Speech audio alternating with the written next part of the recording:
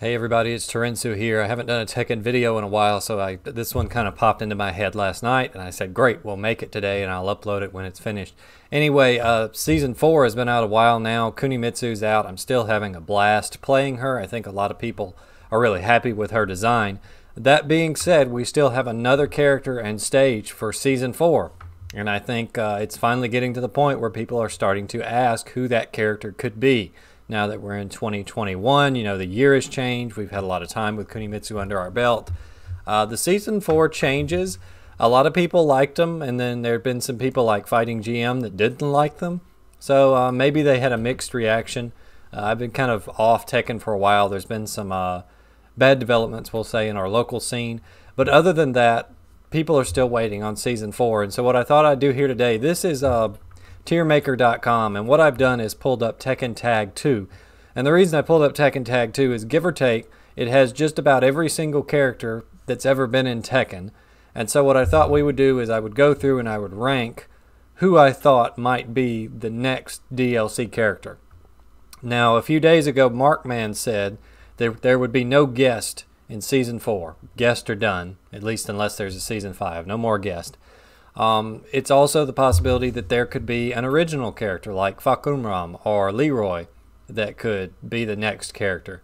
I don't think so, because Season 4 is kind of smaller in scope and limited. So I think what they're probably going to do is pick up an older character and refine their moveset and bring them into 7, just as like a budgetary thing. But I could be wrong. So there is the possibility that an original character will be the choice. Now, let's take a look at what I've done here. So I've got the top tier, which is very solid. I think they're an excellent choice. Regardless of how I feel about the character, I feel like there's a good a chance that they could be in the game. Might happen are characters that it's a possibility, but maybe not. Possible but unlikely is something that, yes, they could do, but they probably won't. And then I've got not this time. We got you. For just not going to happen this game. And then no, which is the just no tier. That's probably going to end up being just Prototype Jack. But anyway, let's go through the roster of Tag 2, and let's talk about who we think could go where. Starting right off the bat here with a good choice, Alex.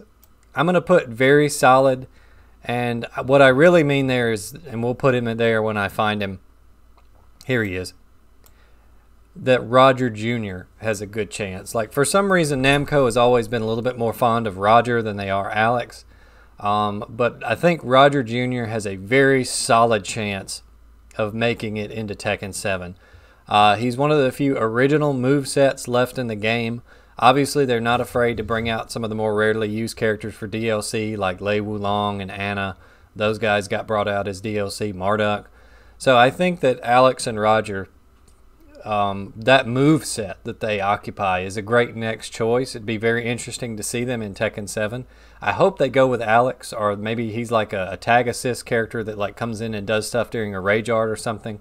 My pick would be Alex, and just let him have a chance to shine. But I think if I had to guess right now, I would say Roger Jr. is probably going to be the next character. Alisa is already in the game. Angel. I'm going to put Angel in the not this time tier. I don't think we've probably ever seen the last of Angel, but I don't think she's coming back this time. Angel is essentially a Mishima. She's like a different version of Devil Jin, except bad, really, really bad. So they would have to do a lot of work to her moveset, and then she would just be kind of like a Devil Jin variation. So I don't think we're going to see Angel this time. I think she'll probably come back at some point in the future, probably tied with Jun Kazama, but not this time. So let's see. These guys are all in Tekken 7 already. Beiku Tosan. Possible but unlikely. A lot of Tekken 7 was cutting the fat, at least initially, and so they got rid of a lot of like straight up clone characters. That's kind of been the thing over the past few years. Armor King and King play very differently. That's why they're allowed to exist. Armor King is also a big fan favorite. Baek is kind of an old guard Tekken character. Yeah, he was in 5 and 6, but he plays extremely similarly to Hwoarang. And so with Namco's strategy that they've sort of taken in recent years with Tekken and clone characters and similar characters, I just don't see them releasing Baek especially because him and Hwarong is seen as kind of complicated scrub killer characters. So I don't think that they would want to put another Bayek in the game. But then again, they did give us Lei Wulong, so who knows. Next, Bruce Irving. This might happen. It might. The only reason I say it probably won't is because Josie Rizal has kind of taken that kickboxer slot. They did put Bruce in Tekken Mobile before it was shut down. So, you know, the assets are still there. They could very easily bring in Bruce and give him some new moves and kind of set him apart more from Josie. I would like this. I love Bruce. Bump, who's on the podcast sometimes, he loves Bruce. We busted out Tekken 5 the other day, and he brought out Bruce, and that was a blast to play. So I think it might. I think we might see Bruce Irving, but Josie Rizal is kind of keeping him in check. I think that's the problem. What do we got? Christy Monteiro. I'm going to say no. Just no for her because she is a clone of Eddie. And at this point in the game, if they wanted to put Christy in, they would have done it. If you're going to sell Christy as a DLC, she has to essentially be a new character because they would be asking people to pay for what's essentially a costume if they put Christy in the game at this point. I do think we'll see Christy again, probably in Tekken 8 as like a costume swap when they have a bigger budget and that type of thing. But I just don't. I don't think we're going to see Christy this go round. Sorry, Christy fans. Don't think we're going to see her. Combat, no, I don't think we'll see Combat. And he has kind of the same problem that Mokujin will have when we get to Mokujin. And that Combat is a randomized character. He just picks other movesets at will and imitates them during the match. And to sell Combat would be essentially selling people random select. You know, I said this in a video like last year sometime, guessing about characters, that I just don't think Mokujin... Maybe Mokujin comes in as like a last hurrah free DLC update with like random select and you can pick Combat. I really, really doubt it. They wouldn't spend the resources. They would just give you a random select. They wouldn't give you Combat. Let's continue. Dr. Boskanovich. Not this time. I don't think we're going to see him in the game. He's just too unusual, too unorthodox. He doesn't really fit Tekken 7's flow. He's more of a joke character for like Tekken 3 and Tag 2. I don't think he was very high tier. He could have been. I don't know. I never played him. Nobody else did either. So, no. Unfortunately, I don't think we see Dr. B this time. I think he'll show up again at some point in Tekken's future, but just not this time. I'm going to skip, I think that's, I don't know if that's Forest or Martial Law, but there's already a Law rep in the game, so I don't see Martial Law being a DLC. Ganryu, Heihachi, Hwarong, Jack, JC, again, not this time. I don't think that we've seen the end of JC because they kind of put a lot of work into her. I think she might show up again in like a Tag 3 if they ever make it, which they probably won't, as bad as Tag 2 did. But I think the JC persona, we'll see it again at some point in the future, but just not this time, not yet.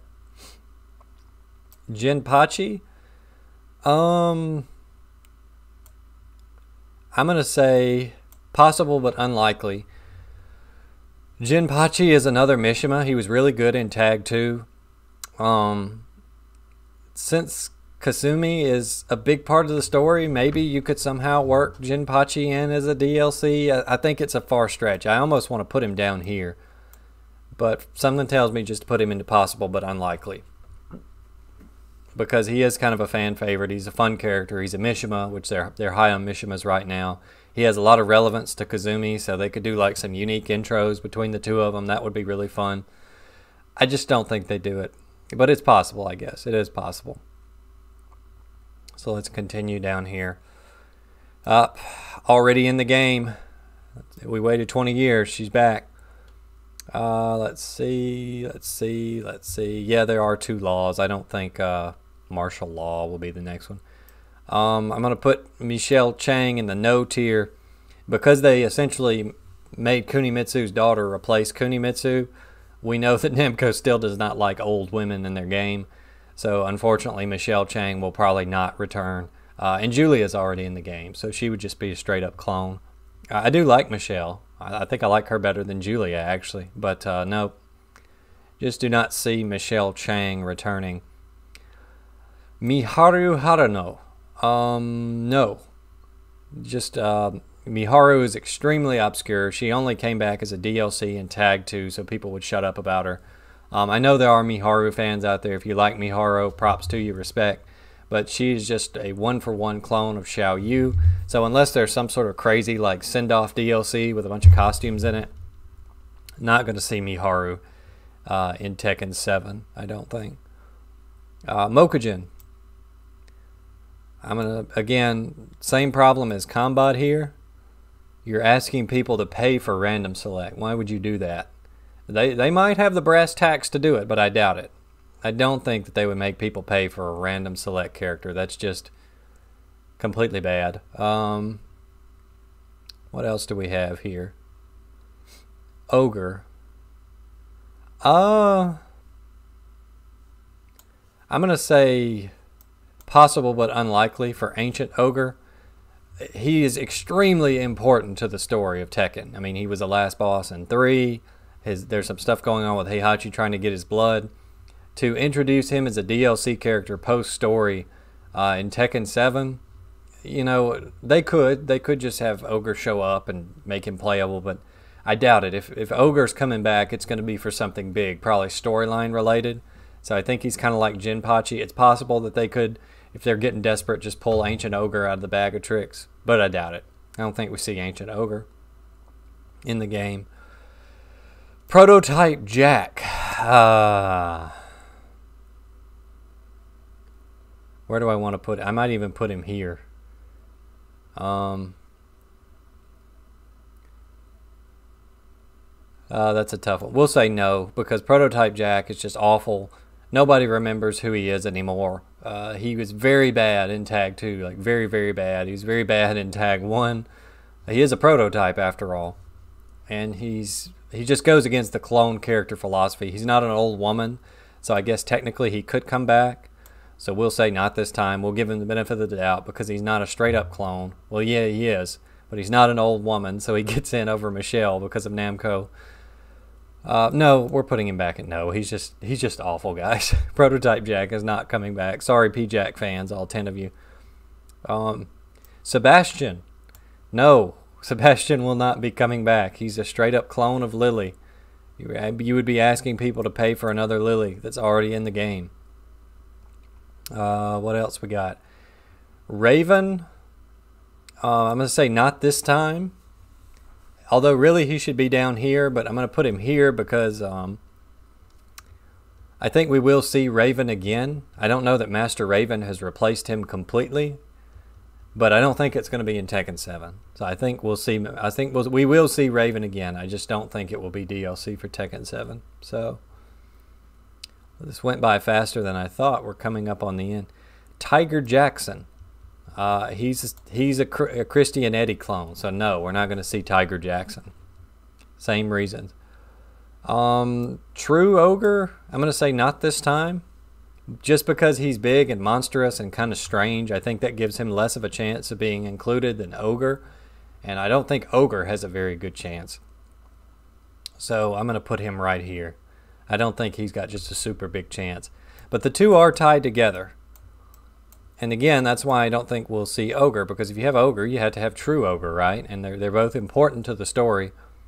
I think regular Ogre fits with kind of Tekken's modus operandi a little more, so I'll put him here. And then we'll put True Ogre and not this time. Who else are we coming up as? Unknown. Unknown. And I don't see, no, we forgot Jun Kazama. Let me go back and put Jun Kazama.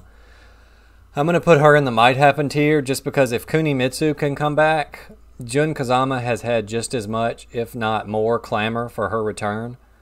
She has kind of the Ogre problem in that this is post-game DLC at this point.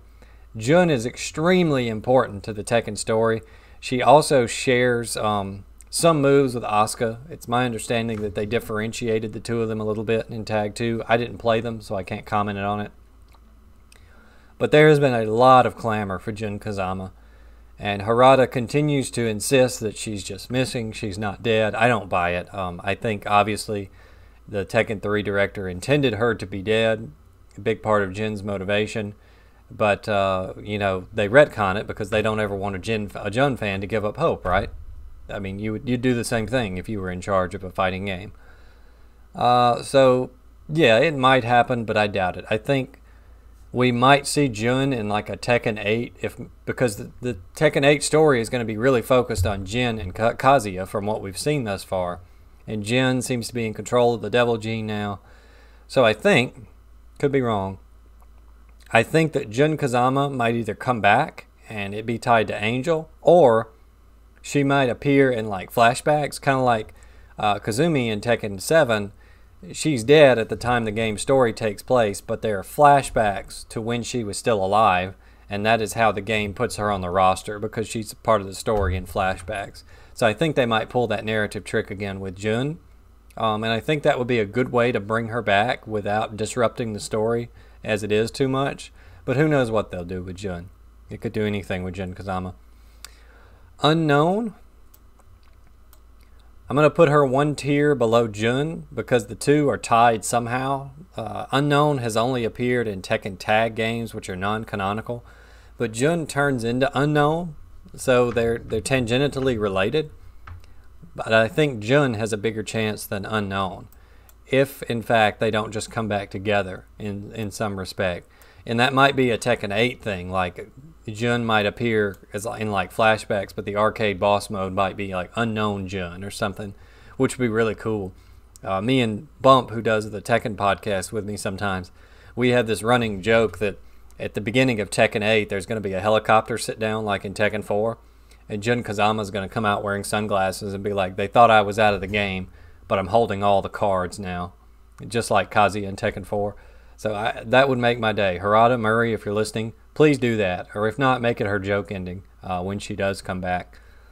Let's see. I think that's just about everybody except this guy. And I'm putting Wang Jinrei in very solid up here. I think there's a good chance we might see Wang Jinrei come back. He's a Tekken mainstay. He's been around since Tekken 1. He's always been very niche. But I do think he would be interesting in the Tekken 1 engine. Now, previously, I think I said that because of Leroy, that Wang probably wouldn't show up again. I don't know. Their character archetypes, the more I think about it, they're different enough that Wang Jinrei might actually come back. And I think he's got a better chance than these two just because Jun is so important to the story. And Josie Rizal kind of took Bruce's place as like straight-up kickboxer. Yeah, there are some fighting style similarities between Wang and Leroy, but I think their aesthetic is just completely different. And, you know, Leroy just strikes me as a different type character than Wang Jinrei here. So I think he could come back. Now, I could be wrong about any of this. This is just my take. And then down here is Slim Bob. No, same as Sebastian. Bob is already in the game. He snuck in as a late console exclusive with Lee. So, he's in the arcade version now, but I just don't see them making people pay for Slim Bob.